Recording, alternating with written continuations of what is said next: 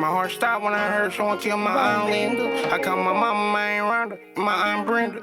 Even called Nate for some odd reason, I ain't getting no answer. So I called Nikki, she broke down some shit I couldn't handle. My mama seen my auntie die, they using that against her. Plus, About My Money TV, it's your boy King Kaos, and we back in the building with Bars2Bricks. Y'all know what it is. I'm just y'all lonely co-host. I'm here with y'all host, Mr. Swisher Mike. What's happening? What up? What's up, bro? How you doing today, man? Another good day, man. I'm feeling blessed, man. How's your mental check today, man? I'm living perfect and in harmony. That's what's happening. But this is very, very important. We've alluded to this topic several times on different episodes. Past episode, yeah. So I think it's now that we really address it with a real professional. And I would like to introduce Mr. Kortez. If you don't mind, let us know where you from. Hello, good afternoon. My name is Kortez Montgomery Sr. I'm a marriage and family therapist. I work here in the city of Indianapolis, Indiana, serving the community. Yes, sir. Blessed to be here today. Yes, sir. So, a lot of brothers coming home. What made you want to get in your profession?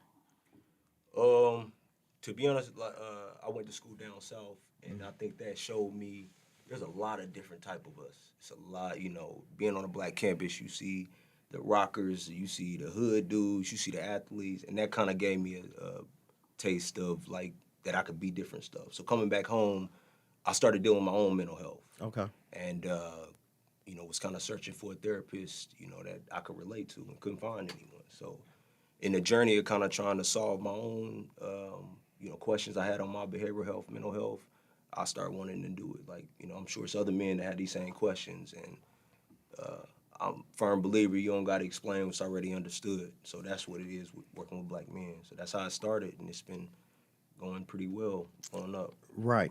So a lot of brothers feel like it's unmacho to address this topic. Could you please explain how important it is for people coming from these barbaric conditions to uncondition the mind? I think it's extremely important. Mental health, they say EQ over IQ. That's emotional health over your intelligence, That's where I think a lot of the crashing out is coming from right now, is the inability for men to regulate their emotions. Okay. So, that's I don't know if that answers your question right off. Let's back up a little bit, because bro like to get into the meat.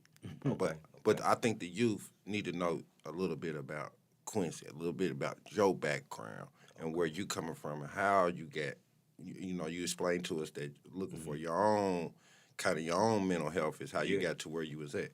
Where did that start for you? Where did you grow up at? When did you experience the trauma that made you think, nah, I got to deal with this?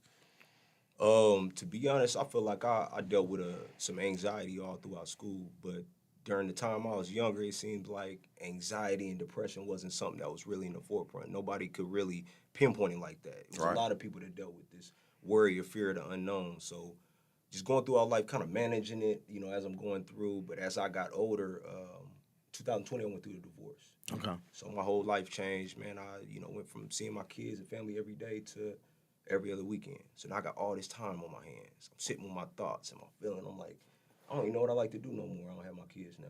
So that's when I really started seeing, like, okay, there's something going on. Like, I got all this freedom to go be loose as I want to be, and I don't want to do nothing, So that's when I kind of started checking into it myself, and I definitely had some symptoms, signs of depression. That's dope. Because I deal with same 2020. I actually lost my stepson, right? And I was working. It was the pandemic. I had my mother to take care of.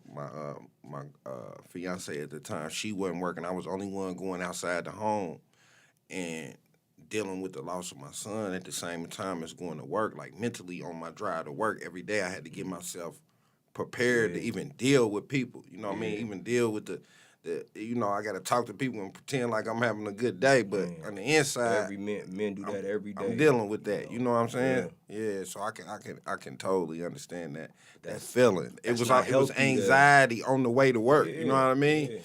That's not healthy, man, for us to consistently function like that. Though. Yeah. You know what I mean? That's stoicism is what men kind of adapt to, the ability to endure. Like, okay, I got this going on, but I got to keep going. I got to handle this business, you know, but that stuff is piling up. That's you're not giving your best. You're not being the best version of yourself. You're just giving whatever's kind of left in that tank, man.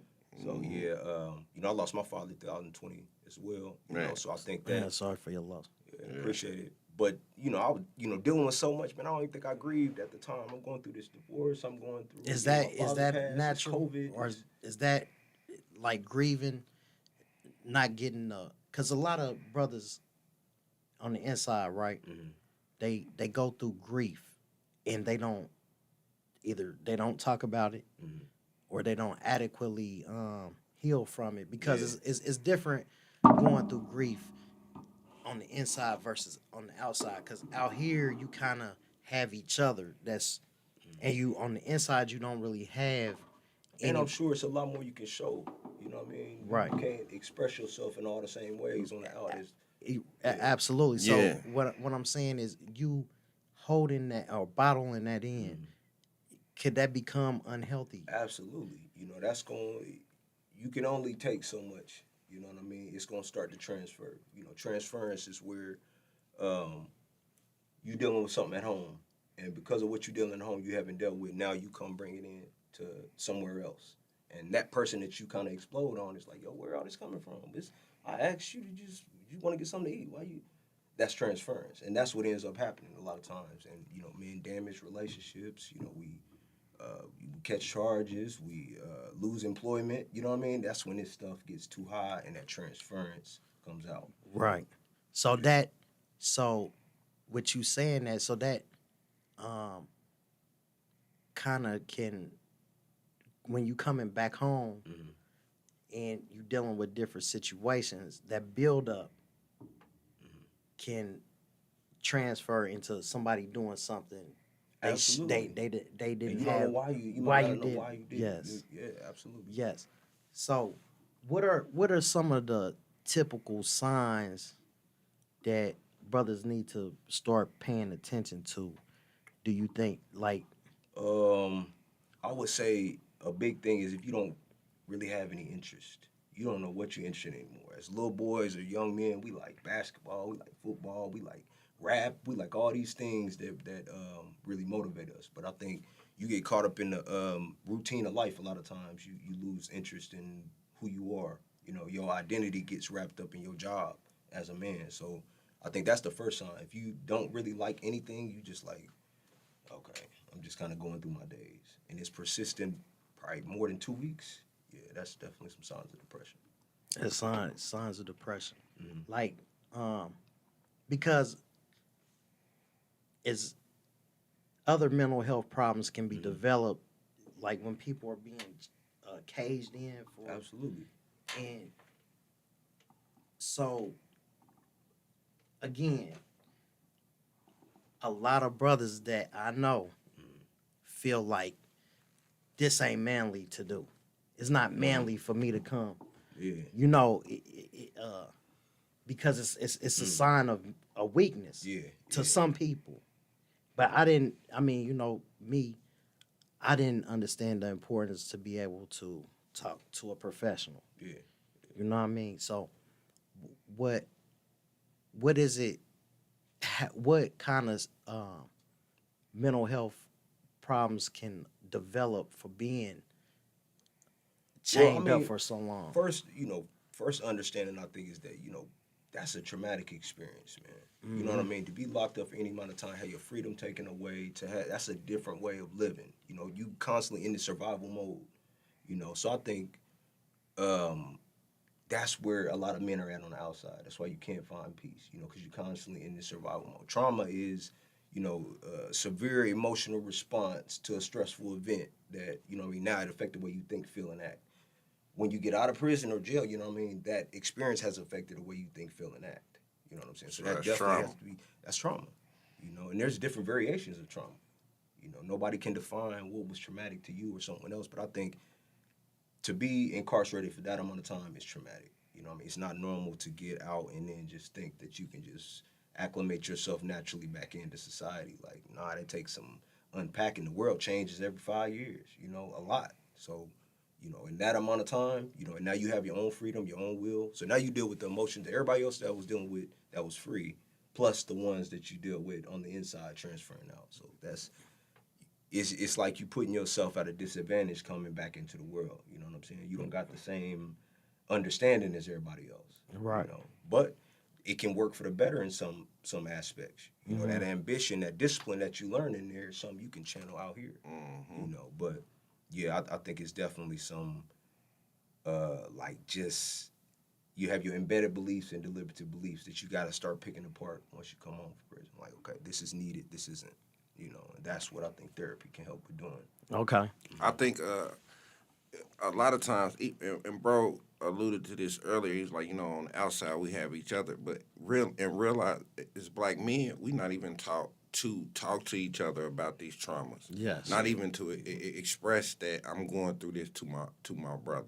Now, me and you, we had a tight-knit circle where we might be able to express certain things to each other, but as black men in our communities, we not taught to talk to my mans about the problem I'm having at home. You talk to keep that in your home. You talk to keep that in yourself, or you look weak, or you think you ain't got it under control. Yeah, you don't got stuff under control. Right. And as y'all have made pivots, and y'all like, I'm curious about how's your relationships with those friends that aren't maybe as enlightened as y'all are right now? Like, y'all still just as tight, or is it like, nah, bro is, I mean, he on that now.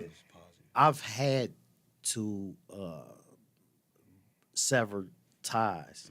Okay. You know, I mean, it is because of my conditions. Yeah. You know, but and then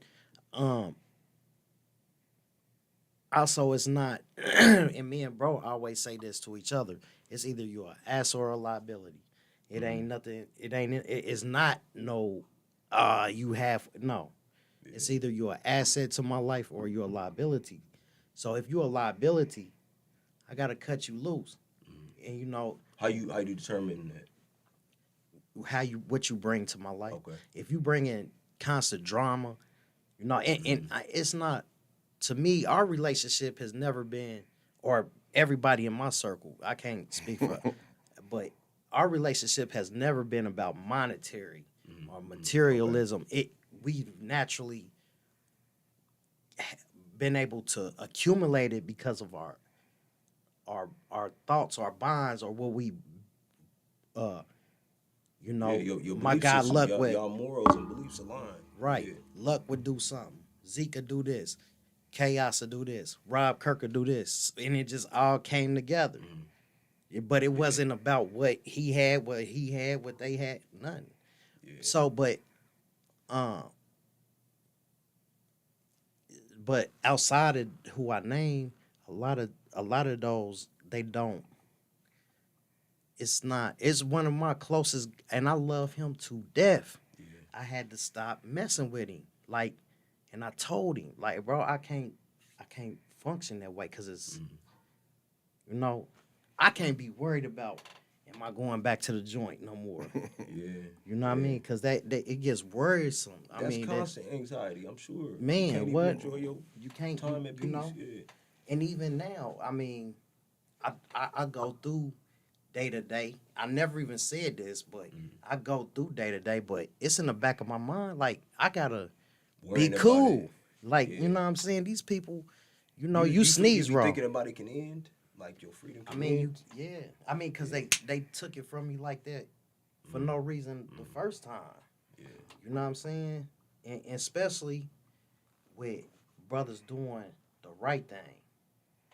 You know, you become somewhat of a target.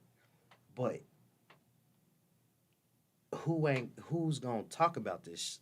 You know what I'm saying? Who's gonna have the courage to be like, let's bring these problems, these issues to the forefront. Yeah. So what you saying, because you have been basically going down the same path and you trying to turn over this, you know, positively, you feel like it's made you a target, or It can. Yeah. I mean, you know, if you ruffle the right feathers, Yeah. you know what I'm saying? Because the system does what the system said Okay. it's supposed to do. Like Yeah, my guy Jay Fields always say, you know what I mean? The system is designed to do what it's supposed to do.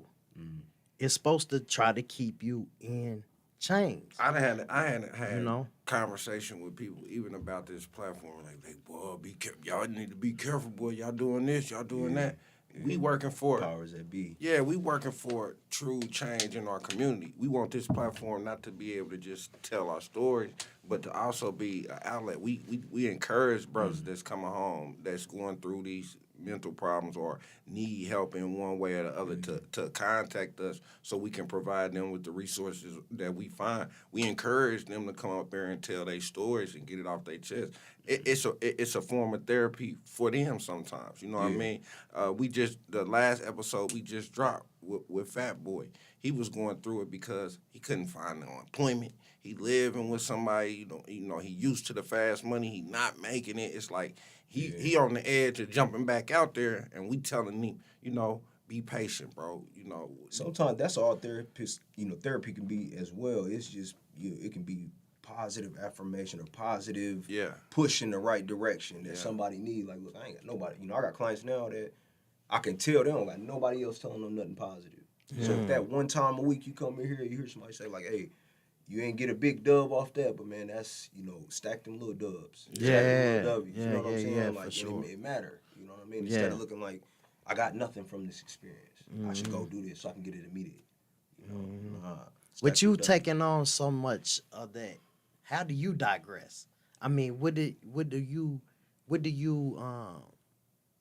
suggest people to do to be able to digress a little bit, like step back, not take so much on? Self-care is huge, man. I'm getting better at this myself because I do deal with things.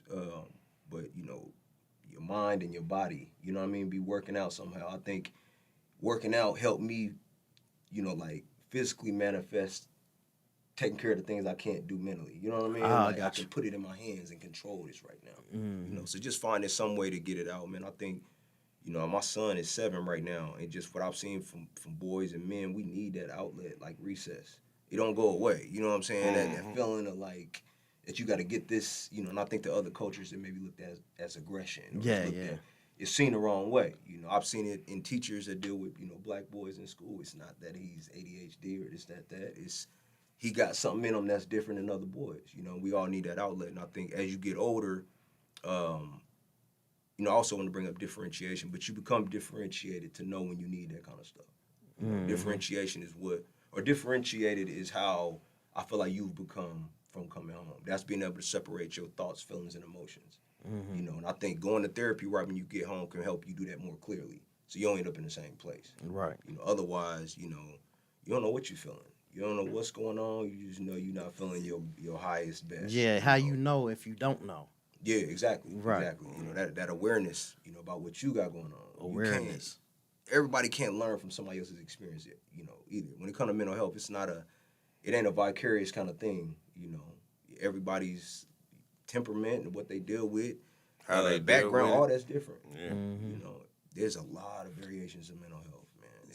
So I earlier you and I actually didn't learn about this, bro, until I went back on my violation. You alluded to it a little bit, but could you please talk to us a little bit more about emotional intelligence? Oh, emotional intelligence. That's, your awareness of how you feeling, your awareness of your emotions, your awareness of what affects you and what doesn't. You know what I mean? Like, everybody got their triggers. Yes. You know what I mean? Everybody got their triggers or they line in the sand. It's like, I don't do well with, women yelling in my face if we're trying to have a conversation. That might be a trigger for me. I might need to completely remove myself before it get to a place where I feel threatened as a man. Absolutely. You know what I mean? That's a part of that emotional regulation, is knowing for some men, it may be their temperament is different. They can take somebody yelling at them and getting a little spit on them as they talking and all that. For other men, if you know that that's something that might have you like take it to where it ain't no turn, okay, then I probably need to remove myself from this. You know what I mean? Because what's gonna happen on the other end ain't gonna be able to take it back. You know, and I think a lot of men don't regulate themselves too. They sitting thinking about what they did. Understanding your boundary. What Yeah. your you know what I always tell. It's something that I tell my kids. Is if you don't have your emotions, your feelings out of it's like a bank. If you ain't if you're not taking care of yourself emotionally, physically, you don't have it to give. You understand what I'm saying? So if I'm not dealing with these things emotionally, then I can't help you. You know what I'm saying? Because if my emotional bank is low, how do I get those feelings to my children, or how do I help y'all deal or process That's with why that? it's so important for men in therapy. You Yeah. got all these people under you that are learning. You know what I mean? How they learning how to be a dad from you. Yeah. So if you get mad and you pop off at every moment, somewhere down the line with their kid, they gonna pop off. Right. They need to do the same. And see, a lot of guys, you know what I'm saying, especially in the jungle or in the joint, a lot of us was heads. You know what I mean? And you don't know how to adequately go to somebody. Okay. And be like, hey, bro, man. Yeah. You know what I mean? Like, I ain't, The humbling experience, like it's just No, because it's always dog eat dog almost. You know what I'm saying? Okay, you mean when you're in there? Yeah, when you're in there, so it's like a thing of It's like if I go to that person and we in this environment, now he got something on me that's a weakness. You know, he got a thread on me that he can pull. So you hold that inside even more. Now, managing your mental health while you in there, it got to be a whole separate beast. Because like you can't confide in everybody. No, you can't. You Right. gotta be Like very you said, very selective, and also too, and this is where DOC fucks up. You know what I'm saying? Because they assess you in the RDC intake of going in to where they figure out where they're gonna send you at. However, they don't continue. They don't give you a set path. Like, if you got convicted of a felony, right? Let's understand this. There's some type of mental health going on. That's what they somewhere. Yeah. Let's just be honest. You know what I mean? And they don't give you a set path to learn what to do for your emotional or your mental hygiene, I would like to say. You know what I mean? Like, I went years, I'm talking about years without being mentally assessed. Yeah. You know, I mean, from like 97 all the way. I went one time because I experienced 3 deaths back to back to back, right? And my dad died. My stepdad died. My grandfather died. Then my grandma died. This is all within a year. Yeah. Boom, boom, boom, boom. So one day I was just reading the paper, bro. I'm reading the paper. And all of a sudden, I can't, you know what I mean? Yeah. So the gore is going down the range. I'm like, man, I can't, it's count time. She kept on moving on me. You know what I mean? So boom, I had to put a healthcare request slip in. I go, you couldn't breathe? I couldn't, it was like, I'm panicking, you know, and then I had to get some, I remember distinctively, man, it was some batteries. I start concentrating on the batteries to calm myself down. You know what I'm saying? So and it felt like my throat was closing up, right? So I end up going to the doctor. The doctor asked me have you experienced any deaths? I was like, man, that's funny you asked. Yes, 3. And he was like, man, you ain't properly grieved. You know what I'm saying? So my whole point in that is my mental health was never taken into account. He didn't refer me to no mental health therapist. Yeah. You see what I'm saying? And knowing you're not processing this the correct way still. I think, man, honestly, when it comes to the system, though, they more about, public protection than they are rehabilitation. Absolutely. You know what I'm saying? Oh, that's a good assessment. Yeah. That's I a think good it's. assessment. I want to make sure these people are not harming these people over here, and we can make some money off them. But what's happening on the inside, and whether they really are changing or getting what they need, I don't think that's. Rehabilitation is not it's housing. Yeah, that's what it is. It's like cattle. You know what I'm saying? We provide a space to keep these people away from these people. You know what I'm saying? Just like you said, and public safety. But the thing that makes me fight against that or make me push back on that is you're gonna re-release these people back into society. So we have to deal with what they have going on because they're gonna come back into your neighborhoods one day. Yeah. So if we just gonna house criminals and re-release them back into the streets without no rehabilitation, without no mental health, without no true reform, then we're doing a disservice not only to them but to the community at large. You know what I'm saying? Mr. Kortez, it just came to me, man. You know what I mean? Is it possible that me and you could work together as far as creating a curriculum for helping brothers, not only giving them kind of like a guideline. I know each case will be different. Yeah. You know what I'm saying? I Which is understand. maybe some like prerequisites, something like general that could maybe. Yeah, something general Yeah. that we can help with, not only with brothers on the inside, but also brothers coming home. You know what I mean? Because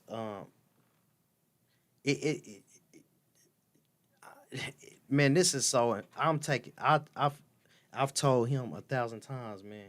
This is serious. Yeah. You know, this, and I'm not, because we just had a brother on here the other day, and he was talking about, his traumatic experience. You know what I'm saying? Yeah.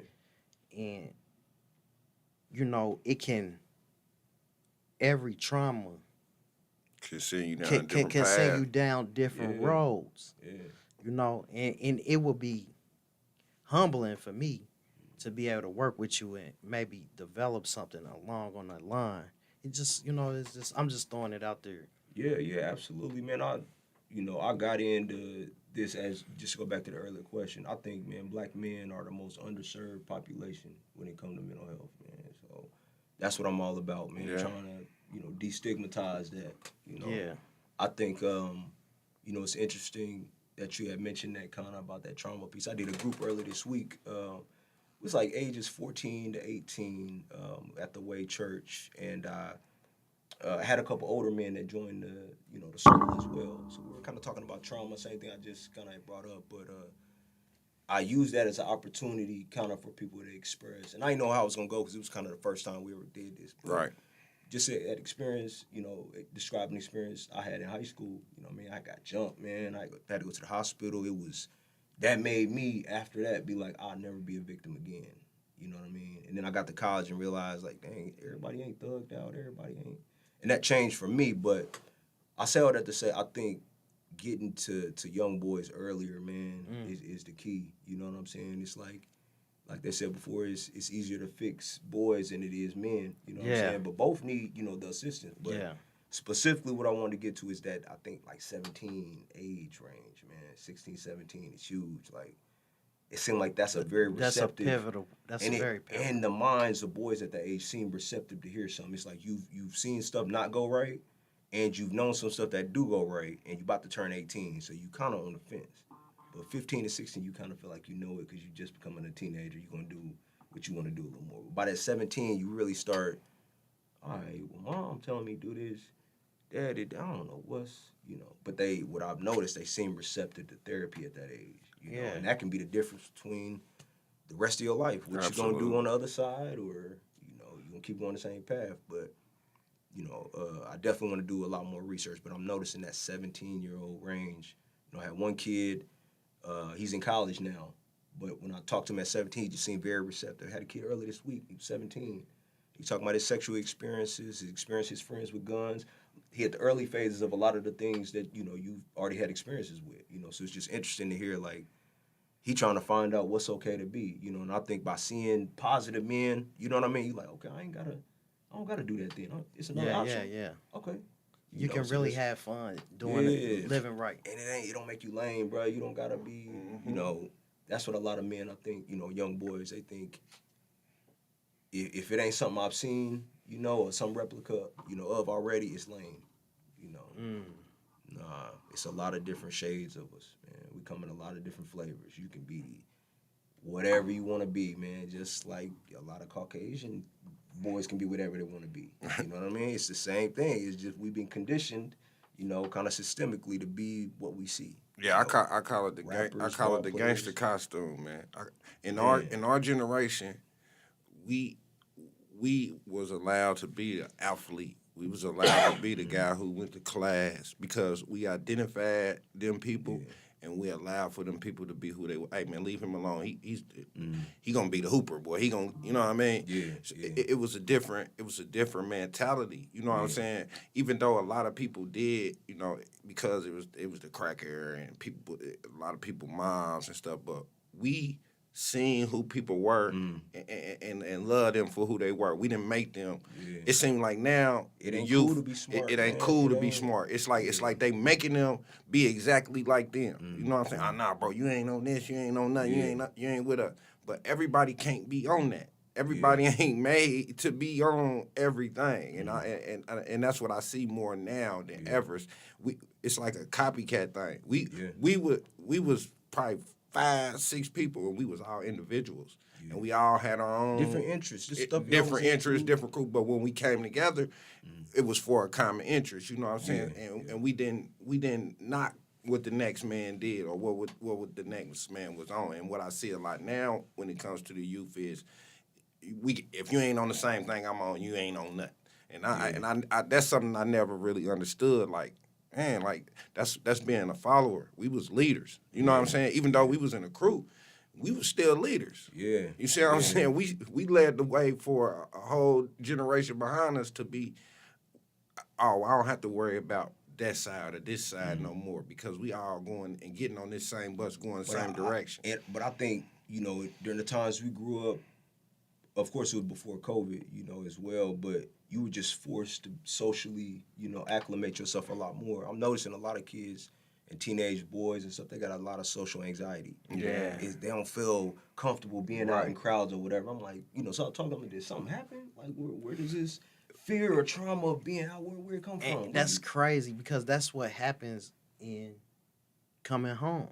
You know what I mean? Like when I came going to the store and all that, like, man, I done asked bro about this. He experienced. I done talked to a couple people. I think none even mentioned the same thing. You know, I mean, and that's funny. Like the way these kids are sitting on the video games, being at home all the time and not socializing. Yeah. Because it's natural. Yeah. To socialize, you know, and just be people. Yeah, they're losing that connection of being Human. able to that human connection. They're able to sit behind the computer, and 9 times out of 10 they expressing things that they don't even believe. They just want a response back. I find that it's not even acceptance, bro. Like they could love the person they talk to, but every time you put something positive on there, they don't say nothing to you. But as soon as you say, "Oh, you bitch ass nigga, you hoe ass nigga," then that's the person you in the comments with. What you talking about, nigga? Now y'all going back and forth. All he really wanted was a response for you. He could have been on 50 of your posts. Like, boy, that's hard, and you never responded to that. But as soon as you say, "I mean, your girl ugly," then they back and forth. You get. It's just like when you a kid, man. If you doing good and nobody says nothing, as soon as you do something bad, you get a reaction. Everybody got So then that's what your default mode is now. And in order to get the reaction I want, I got to do this. And that's where the kids are now. That's what trolling is. You don't even mean what you're saying. But that's what you putting in the air because you just want to get a reaction. It's not even about good or bad. You just looking for attention. Attention, Yeah, now you had to be a lot more present. You know what I mean? Back in our day. School, Yeah. you gonna cross paths with somebody eventually. You watch what you say. You know what I mean? But I think now we in a whole different time, man. Mental health is supposed to grow. You know, as far as the field. You know what I mean? The need for it within the next 5 to 10 years. Just social media, the blow up, and all these different things that are coming out that we haven't even, been seen yet. What's gonna come out in 2026 that's gonna affect the way we think or in the media? You know what I mean? That's another thing. They got celebrities that a lot of these kids and people are seeing, and they're going through mental health. Yeah. And they see this stuff, and now you emulate your life based off this person that's really struggling. They pouring their pain on that mic, on that record. You know what I'm saying? And you eating it up, wondering why you feel sad and down and depressed. We creating a lot of fear with Trump. I'll be telling people all the time, quit telling y'all kids, man, Trump gonna miss me. Y'all creating fear, and these kids don't know. Y'all putting that anxiety in your kids because your kids don't know. The president, your local government, they don't know the difference. They think whatever you saying is law. Yeah. So if you saying, oh, Trump gonna mess everything up, that's putting a fear in the mind of that child because he don't understand the processes of government. Yeah. He has no idea. But you sitting at home every day like, boy, Trump gonna this Trump in office. I've been hearing that so much. I keep telling people, quit saying that, man. Yeah. We didn't. I've been on this earth, be 48 years, man. Every president get in office that does not align with you. The popular opinion for older people is, they about to mess up everything. They about to do this to everything. And kids' minds is very impressionable. I've heard that more with Donald Trump than ever in my life. And that can be a trauma point for a child, and you don't even know it. Yeah. I think, man, I say this a lot of times to seem like when I work with women, you know what I mean? But before a child has an understanding of God, your parents is your God. Yeah, you know what I'm saying? absolutely. So, like, whatever you showing to them, whatever you putting on them, whatever, that's their perception of the world. If you putting fear and hate and, you man, watch out for this when you go out. You need this, you needed this. That was your experience. You know what I'm saying? So now they walk out into the world like, oh, Daddy said I need to always make sure I lock the door 3 times. Yeah. Sure you know what I'm saying? Always check your left and right before you quit. So with your explanation of that, because we kind of was talking about this before we went on.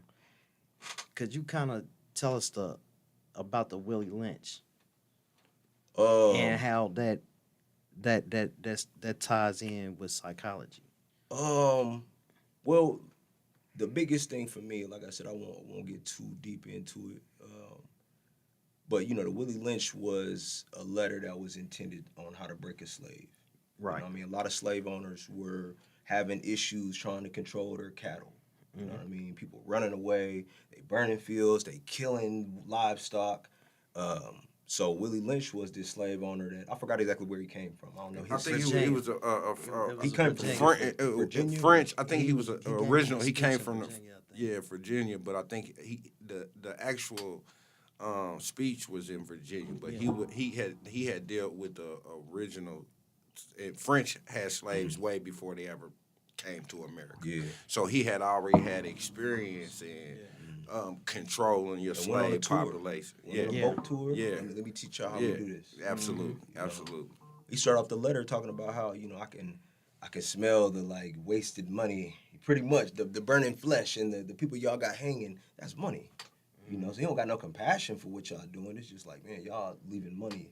Y'all could be kept, And with that, he wanted to break the minds. He wanted to confuse the minds of black people. These slaves, turning slaves from here against slaves from there, turning old slaves against young slaves, also breaking the mentality of specifically black men. Not to be too graphic, but I heard a story of, they would gather slave's family, all of them, tie a horse to this side of, tie a horse to his hands, tie a horse to his feet. Draw and quartered is what it's called. My mother is from Mississippi.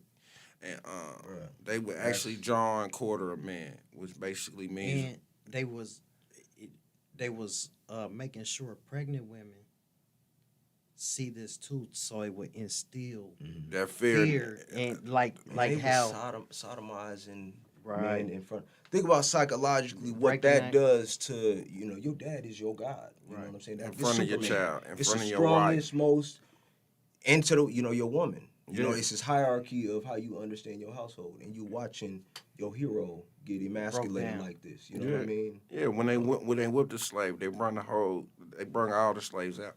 When they hung the slave, the community would come out. They would get dressed. And a picnic. There was a pick a nigga. You pick a nigga. They all got food. They chilling, and they gonna show you that if you act up, this is what's coming for you. I think the worst thing they did though of everything was the way that they made us divide. You know what I mean? The hatred they put in black people against other black people. Yeah. That's what's that's been continuing. Man, it's continual and it Yeah. manifests in a million different ways. Yes. If you notice when there's and it's sad, but it's like if black men a lot of times have altercation with other black men, they'll take this altercation as far as it needs to go. But if with a white man, it's like it seems like I'm gonna think two Yeah, times yeah. before I Excuse me, really, sir. you better stop or Yeah, I will yeah. do it. Yeah, you know, yeah. but nah, that wasn't no hold back for that black man. It was Right, like right, this right. familiarity that's like, nah, I'll take this as far as I need to take it, and I was justified. But why is the justification not, shouldn't kill anybody? You know, No, shouldn't- no, but no, I'm no, just no. saying, like, We just using it. why is the comfortability okay To with hurt killing each other. somebody that looks like you? Yeah. But there's this taboo that I need to think twice or three times with. Yeah. With somebody of the other race. Yeah. Yeah. Hey, listen, I used to ask myself these questions when I was young. I was big on that. I was big on like, bro, why is you arguing with this guy? You know his mama, his auntie, we know everybody, man. Break out the gloves or something. Ain't no reason for y'all to have to kill each other out here for a petty argument. And that's another thing, like, is different from our era. You know what I'm saying? Like, we used to box. Like, you know what I mean? Win, lose, or draw, whatever. You know what I'm saying? But, yeah, it's crazy how it's a simple, I can bump into you, and you mad at me. Ready to go there. But ready if to, whoever, it's okay. Yeah. You know what I mean? And we're not promoting no racism. We just talking about how we're conditioned to hate each other. It's bigotry. It ain't know what I racism. mean? It's bigotry. But what we need to understand as black men too is it's nothing wrong with loving your race and the color of your skin because they absolutely love their race and the color of their skin, and we need to build up, through these talks, through showing men in different walks of life being successful in different ways. We need to build up how we feel because that was the basis of the really lynch is to take away your language, to take away your love for one another. That's why they separate. That's why they showed that to the child. Then they sold the child off to go to another plantation, and they sold the mother off to go out so they can spread the word of what they done seen and instill that fear into the next plantation. So we need to reverse that fear. We need to reverse that and let Show each other love. Show each other love and let Protect young those men brothers know that- we that there. Look different than you know what I'm saying, man. It's a lot of skaters. It's a lot of rock and roll. It's a lot of we as black men, like you had mentioned, man, we ostracise our own, man. Yeah. And that could be, man, that's something. That's a representation of you. Yeah. Man. That's lift him up, man. Don't pick on him. Don't beat on him. Don't. Man, you see a lot of when I was in school, I was friends with everybody, man. I had athletes, the hood dudes, the nerds. I was cool with everybody, man. So I seen a lot of stuff that I'm like, and that's really weak, man. You trying to mess with him really because he's just small. You know what I'm saying? But I'm cool with him on this side. But I could see his character through how you operate, with this other person, man. So I think that's just gave me a unique perspective on a lot of stuff, man. Because I've been the one that's scared, man. I've been the one that's weak because I wasn't willing to, you know what I'm saying? I've been the one that's, you shouldn't always be, and this I just started somebody, you shouldn't always be the enlightened friend. Don't always be the enlightened friend. You know what I'm saying? You shouldn't always be the one that you have to talk off the ledge to somebody. Because I'm not where I'm supposed to be all the way. Right. So how if, you know what I'm saying, how I'm going to get from all these people over here, you know what I mean, if they constantly only pull for me? Like, no, I got to have some elevated people that, you know what I mean, help challenge my way of thinking as well. That go back to what you were saying earlier. How do we decipher, or how do we, figure out who do we keep around, or how do we decipher who our friends are now and whatnot. It may be simple as me not interacting with you as much. To see you get that growth out. I might not just throw you away, but I know I can't spend my day-to-day time with you because you gonna eschew what I'm trying to achieve. You know what I'm saying? And like you were saying, we was the same way in high school. We knew the guys that was cool. We knew the guys that was kind of alternative. We got a partner named Brother Black. This man been African Bambaataa since, type dude. but that's our guy. Yeah, you know what I mean? But for that's sure. he didn't have to be in no gangster stuff with us. We didn't expect him That's to go the do homie. none of that. Yeah. That's still the homie, and that's something that, like I said, nowadays you don't see. You don't see diverse groups of young men. Like either they all on it, or they ain't. You feel me? I got a question for you, man. Cause I've been going through it, and a lot of fat boy. So when a person keeps getting told no, Yeah. no, how can that affect a person? Could it have an adverse effect if? I think it could definitely adverse on someone's ambition, what they want out of life, because you stop expecting a yes. After a while, you kind of just shooting in the dark, instead of, I think eventually, has that been your experience, you think? Like expecting no's? Well, with me, I'm not trying to be funny though, but like with me, I use it as motivation. You know what I'm saying? Like okay, well, that's just showing me I need to be doing that. Cause see, like I tell people, I got an active CDL. I just passed the drone license, the drone test. Whether they gonna give me the license or not is because I'm convicted of a murder, but I've shown that I have employable skills, right? However, Indigo denied me.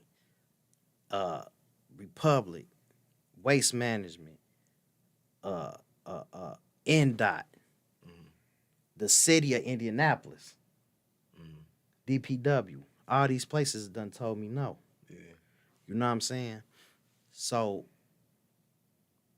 I use it as fuel.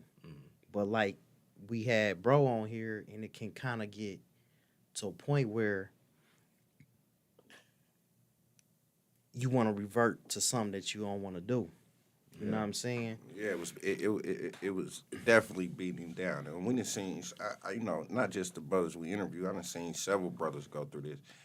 And I've been with my bro when he been putting it all in, getting ready to go. I went and took the drug test, did everything directly, perfectly. And then Monday morning, it's a no, your background. You know what I mean? I done did everything y'all asked me to do as your background. And I'm, and everybody don't have somebody to give you that positive reinforcement, man. So it can turn into that. It can turn into that ball of frustration. It can turn into that anxiety and depression. Yeah. So my question is, what would you recommend for that person that keeps saying, to how to deal with that? I think, man, for me, I would think about, I put things in terms of karma or reaping what you sow or things like that. Like, I think sometimes, man, it takes some time to get from this space to this space. You got some setbacks in your life that may have, like, it takes some time to see some progress. You know what I mean? Like being in water. You know what I'm saying? So if you kind of been on this trajectory of having different things kind of pull you down a different way, it takes some time to get back to surface level. You know what I mean? And I think while you in there, you know what I mean, it feel like you're not really doing nothing, you're not really making no motion, not knowing like you really still going up though. You just ain't where you want to be, but it's coming. But I just think, people got to take into account like the wrong and things in your life that have accumulated, like that didn't accumulate over a day. Take some time to unpack that. So you may hear some no's for a while. But I think, like also I think if you a hustler or if you are you a go-getter by heart, ain't no gonna stop you regardless. Nah, You know what I'm yeah, saying? absolutely. Like eventually, some people like no, I don't know the exact saying to say a no is just a yes that hasn't been said yet, or it's something like that. But Yeah. basically, there ain't no no's. Ain't no Yeah. no. It's always some other option. Yeah, but Just- we but talking about everybody's mental. not like Everybody, that. Yeah. everybody ain't and mentally strong. Yeah. And Mr. Cortez, I done seen brothers, man, like strong brothers, Yeah. get broke down by the system. Yeah. Going like Earl done alluded to this. We done seen brothers that was close to us end up on that med ramp. You know what I mean? And so this thing is real. Like it's not Man, something to sneeze at.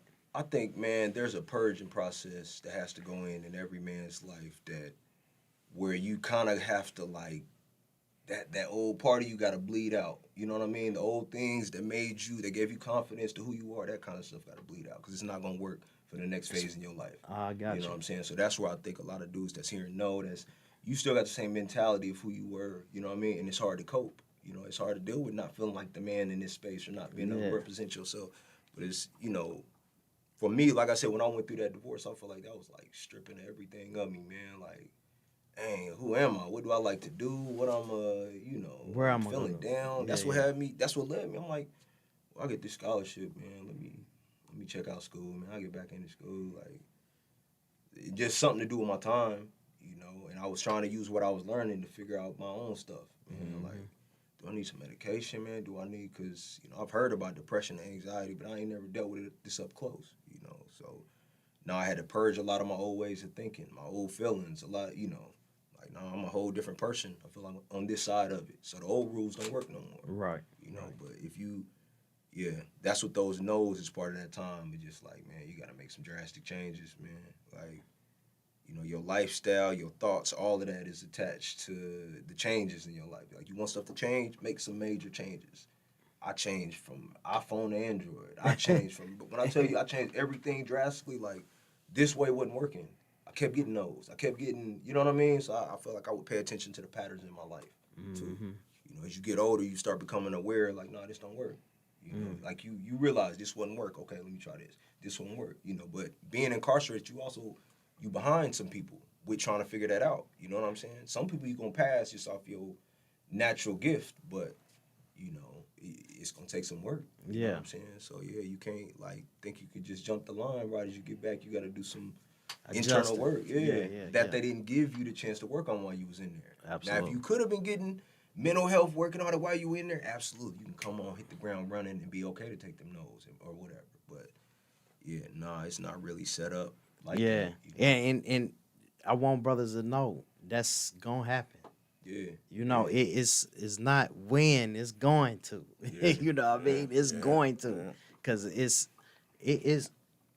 it for me it's not frustrating towards me no more. To me no more. You know what I mean? It's almost I'll be laughing about it now. Like it just shows me that this is where I need to focus my attention on.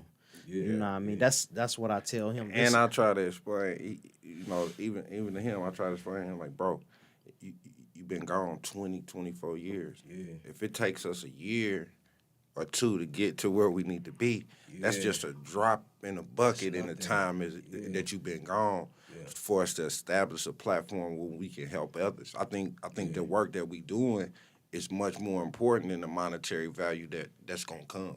You know what I'm saying? Absolutely. I think, man, also, I don't know what type connections you still have, but tapping into people that's still locked up. You know what I'm saying? Tapping into a lot of their questions, a lot of their experience. It's a lot of stories and things that people can't get out. They ain't got no voice. So if you just meant to be the voice that can kind of, you know what I mean, be changed through what you sharing. Like, that's, you found your calling, man. Like, in every man life, you got to find your calling. Yeah. Or you just drifting. You know? If you don't find what you meant to be doing, you just drifting. And I feel like that comes from some negative experience, man. That's how stuff is born. That's the origin story of most people's, like, finding their calling is something bad. One know? of our close brothers, I ain't gonna say his name, he will argue with me about this, but out the dark comes the light. You know what I'm saying? He'll be back. The dark. But that's serious, but even in every beginning story, it was dark before light. Yeah, Bro. yeah. Every beginning story. I ain't read one yet that ain't started with the dark. Even the Bible, the Genesis, before the word, there was it darkness. Yeah. The word brought about the light. And even if you don't believe in the Bible, you can read any origin story, and it's gonna start with the darkness. I mean, I'm very religious, man, and I think my mom would explain to me like sometimes God, He sends you through a whole lot to see if you can if you're genuine enough, you're real enough to handle what's on the other side of this. That's right. You know what I mean? Like, okay, To inherit them blessings. Yeah. Because if you get stuff at the wrong time, you mess it up. You weren't ready for it. You weren't ready for it. Exactly. So that's what some of them knows is for too. I think my faith has helped me, with my mental health as well. Being able to patch the stuff that I can't find in the book, I gotta have faith about. You know what I'm saying? And vice versa. But nah, man, it's a lot of black men out here, men of all different types, but they tripping without a map. Yeah. No therapy, no nothing. You just drug, weed and liquor. You know what I'm saying? And them is numbers. Them is You know what I'm saying? yeah. That just You get masking through. Yeah. You haven't dealt with the root of the problem. Yeah. Yup. It's always gonna, come down, man, like that. Weed is huge right now all around the world, man, and I think it's making people emotionally kind of out of whack. You know what I'm saying? People are smoking to try to take away these emotions, these feelings, but I think when you do come down, you're not really processing stuff the right way. I definitely don't. I don't think it's nothing wrong with it, but I think if you're not working on your mental health and your emotions in other spaces, weed is gonna confuse. You know what I mean? How you view the world. Any substance can be abused, is what I believe. Yeah. And I just believe that as we transition from modern medicine to herbal medicine, we still have to use it in a responsible way. Not as a crutch. You still have to, you still have to, even when they put people on the medicines for depression or anxiety, they still use counseling. You still have to go through all those other things. You can't. One thing does not cure all. You know what I mean? But it's interesting, the anxiety and depression, I think that is caused by hiding marijuana and weed here, in opposed to like in other cities. You know what I mean? Other states it's legal. So it's legal. You're not hiding. You're not hiding. You know what I'm saying? Yeah. So it's just interesting, different parts. Mental health is higher. You know what I'm saying? Because of drugs on this end and maybe because of drugs on that end. Yeah. Using it or not being able to get to it. So yeah, man, it comes down to awareness. Mental health is, this is what I say to a lot of, my clients, your mind is like your car. You know what I'm saying? Same way you got to get your tires, checked. You got to put oil in it. You got to do all that. You have to be maintaining your mind. You can't drive your car for, 600 miles straight every day and not put no work into it. You got to put gas in the it. same way. Yeah. Oil changes. Best cars, you got one of them nice cars, you want it to run good, what you got to do to it? Yeah. Mr. Kortez, let us end on this right here, if you don't mind. What would you suggest for people to keep that hygiene going? That mental hygiene. That mental hygiene. I would say starting out, be aware of what you feed in your mind and your emotions, man. Like when you getting up in the morning, feed your mind something positive. You need to listen to affirmations on YouTube. You need to listen to some jazz. You need to pray. You need to read. You need to journal. Have that be do something early in the morning, because that's kind of going to set the trajectory of how your mind works. I know for me, mornings be the most negative times for me, man. Because I get up thinking about all the stuff I got to do, man. I got to drop kids off. I got to work. I got notes I got to turn in, man. I got bills this dude. I got all this stuff that I'm trying to you know what I'm saying? Make sure I juggle these plates because I can't drop nothing. You know what I'm saying? So, man, I'll take time to really read something, you know what I mean, that's putting some positive thoughts and stuff in my head. I'm not listening to, I don't listen to Kendrick and Cole and all that in the afternoon. You know what I'm saying? In the mornings, because it ain't aiming my mind in the right place. Even my son, I've noticed. I just put sounds of certain jazz stuff. He been having better days. You can't ride listening to turn the TV off and you know what I'm saying, and like just that hype rah music. It's like that affect him too. No, I do affect your day. You're absolutely right. I know we getting into like an hour now, and we appreciate your time. I think this was a poignant conversation. We've been meaning to get somebody on here to deal, kind of talk about mental health and mental health within the black community and black men. I just want to kind of ask you where do you do your work at, and a little bit about that. Where like we didn't speak about where we kind of where it's happening. Yeah, where it's happening at. Well, I'm at Faber Car Glick Center. I work for a Project Determine, raising baselines. Brown Band-Aids is the name of my personal agency we working on right now. So right now it's on 71st in Michigan, the Glick Center. So if you're interested, you can definitely, come ask for me, raisingbaselines.com. But yeah, right now I have about 20 men. I'll probably see them every other week for the most part, most of the clients. And yeah, it's going well, man. It's, a common theme that a lot of men are dealing with, how to manage their emotions, how to regulate their emotions, what anxiety, what depression is, trauma, what's considered trauma, what's not. And just survival mode, man. That's not a normal way to be living. All the men that I see, I'm realizing, including myself, we live in survival mode. That's surviving and not thriving. Thriving is where you're enjoying stuff. Yeah. You have more of a peace in how you operate and do business. You're not always thinking about stuff going wrong. Right.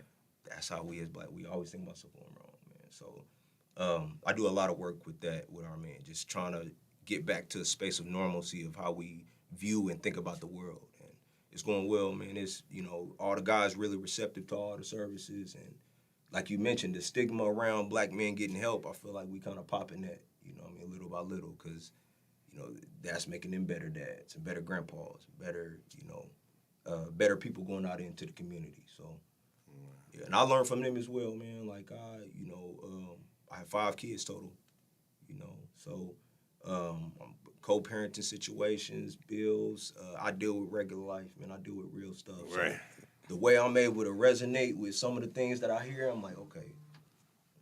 So it ain't. It ain't just me. This is normal. Yeah. You know what I'm saying? Or these feelings are normal. And that's what kind of therapy and connecting with a therapist that look like you does. Oh, that's dope, man. Brown Band-Aids, Faber Car Glick Center. Mr. Hey, man. Thank you, man. We really appreciate you here coming in here today, man, speaking with the people, man. It's been another episode of Bars2Bricks with your guy, Mikey Swisher, your humble co-host, King Kaos, man. And Mr. Quincy, we appreciate you. We appreciate your time, man. All right? Yes, sir. We out. Plus I was locked up, so this fucking with my mental. Why can't families stick together? We share the same blood. And it's like when I come home, I don't get the same love. Hey,